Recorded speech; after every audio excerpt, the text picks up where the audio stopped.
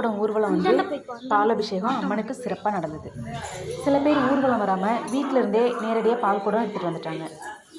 அபிஷேகம் முடிஞ்சதுமே நிறைய பேர் வீட்டுக்கு கிளம்பிட்டாங்க, பூஜை டைமுக்கு வந்துடுவாங்க. சில பேர் மட்டும் கோவில்லையே இருக்கும். அடுத்த வேலையாக அம்மனுக்கு வளையல் மாலை சாத்துறதுக்காக வளையல் மாலை கட்டிகிட்ருக்கோம். மங்கள பொருட்கள்லையே ரொம்ப சிறப்பான இடத்துல இருக்க இந்த கண்ணாடி வளையலை அம்மனுக்கு சாத்தி அந்த வளையலை பிரசாதமாக வாங்கி நாம் கையில் போடும்போது திருமணத்துக்காக காத்திருக்க பெண்களுக்கு சீக்கிரமாக திருமணம் நடக்கும், குழந்தை பாக்கியத்துக்காக காத்திருக்க பெண்களுக்கு உடனடியாக குழந்தை பாக்கியமும் கிடைக்கும் அப்படின்றது ஐதீகம்.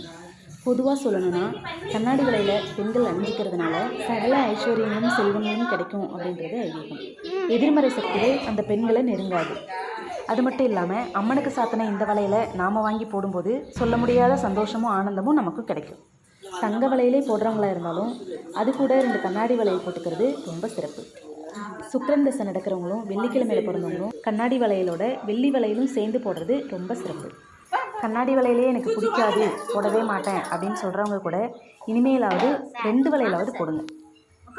அதே மாதிரி அம்மன் கிட்ட இருந்து பிரசாதமாக வாங்கி போடுற எந்த வளையலாக இருந்தாலும் 1 நாள் 2 நாளையில் கழட்டிடாமல் அந்த வளையல் தானாக உடையிற வரைக்கும் போட்டுருங்க.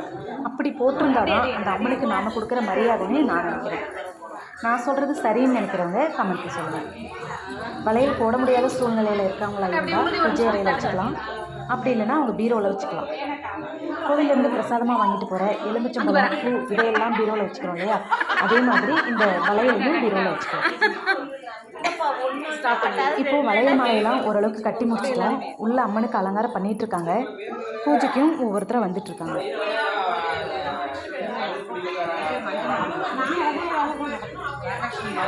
என்னது கரெக்டாக இருந்துச்சு திருப்பாம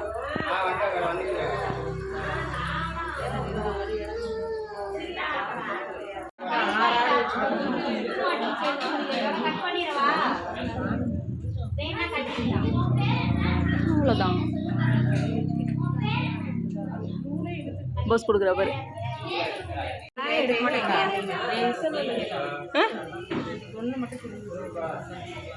அது அப்படியே திருப்பிட்டு இது என்னது இருங்க வரேன்.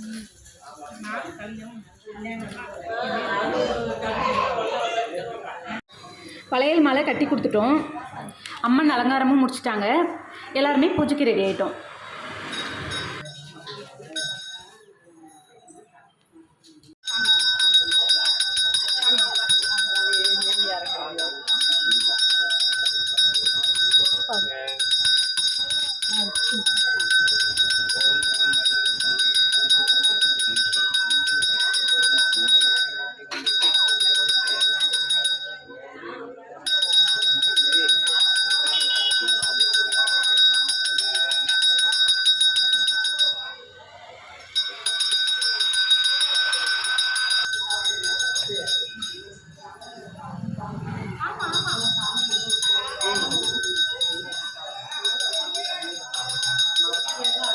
தேவி ஏறு சீக்கிரம். அந்த அக்கா கூட போ, கைடு அக்கா கூட போ சீக்கிரம்.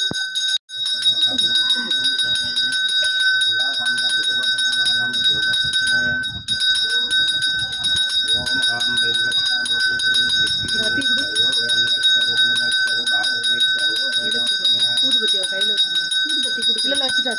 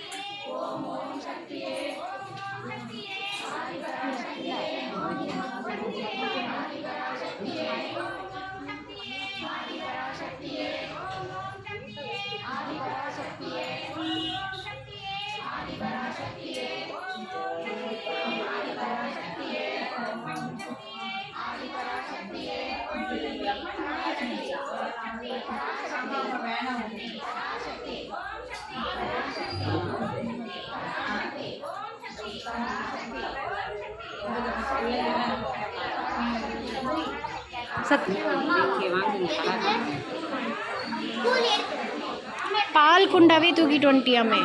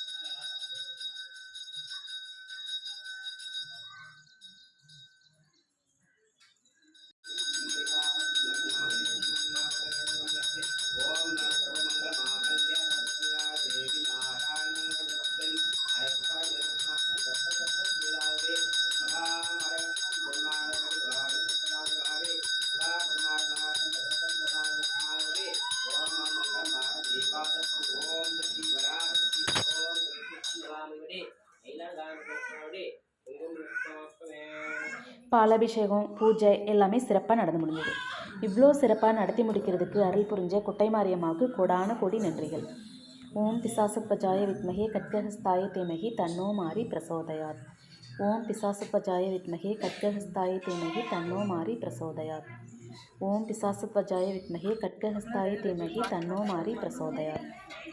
ஓம் பிசாசுத்வஜாய வித்மகே கட்கஹஸ்தாய தீமகி தன்னோ மாரி பிரசோதயாத். ஓம் பிசாசுத்வஜாய வித்மகே கட்கஹஸ்தாய தீமகி தன்னோ மாரி பிரசோதயாத்.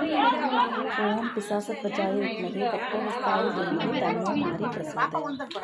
ஓம் பிசாசுத்வஜாய வித்மகே கட்கஹஸ்தாய தீமகி தன்னோ மாரி பிரசோதயாத்.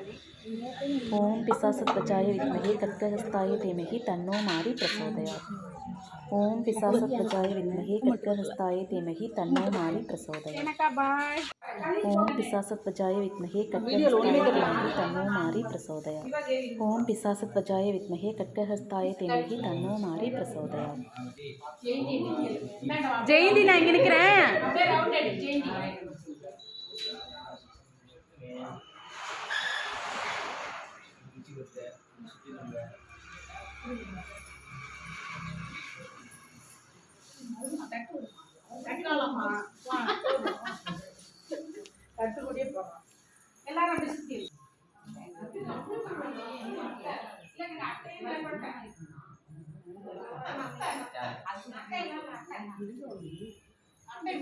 அப்படி இப்படி இப்படி இப்படி உள்ள இல்லை. மடிச்சு உள்ள பட்டம் எடுத்து தருவாங்க.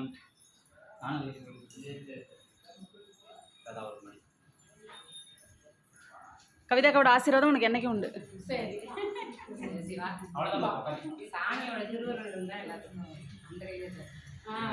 எல்லா கவிதை ஒரே மாதிரி தான். ஒரே கவிதை.